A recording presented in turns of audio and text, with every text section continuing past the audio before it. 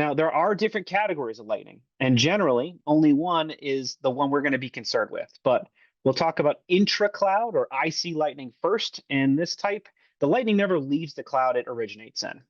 Now, similar to that is cloud to cloud, where the lightning goes from one cloud to another, helping equal the imbalance between the two. We've got cloud to air, falls into that similar category.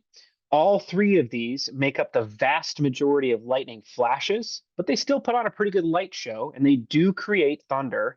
So it can be pretty dramatic as well. But none of these are the real concern for us. And they usually don't generate claims since they don't hit the ground. So our last category is the one we're going to focus on, and that's cloud to ground or CG lightning, which is the least common. All right, it's 10 to 20% of all lightning strikes, but it's the best understood because it's easier to study. It actually terminates in the earth and can be measured. And that's where the reporting comes into play.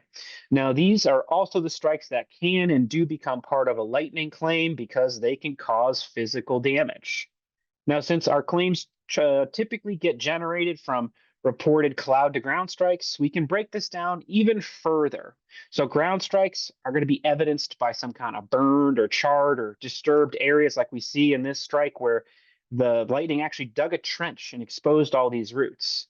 Now, with a close ground strike, there's a high chance of damage as that energy can enter the home or the business or the building via underground pipes or wires, and then from there enters the home's electrical system, causing power outages and damages to almost anything that's connected there. We've got tree strikes, maybe flagpoles or other tall structures like antennas or towers. When they're hit, again, we're going to have visual damage like this dramatic photo where the lightning stripped the bark off the tree. Now, besides the damage to the tree itself, once that lightning enters the ground, it might follow the same path as that direct ground strike, usually with a little bit less energy. Our third category is utility strike. And this is a type of an electrical outage that's usually associated with an electrical outage.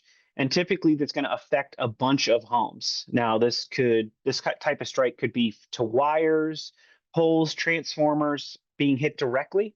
Now, in this event, a surge is likely, and this type has the potential to cause the most overall or widespread damage in an area.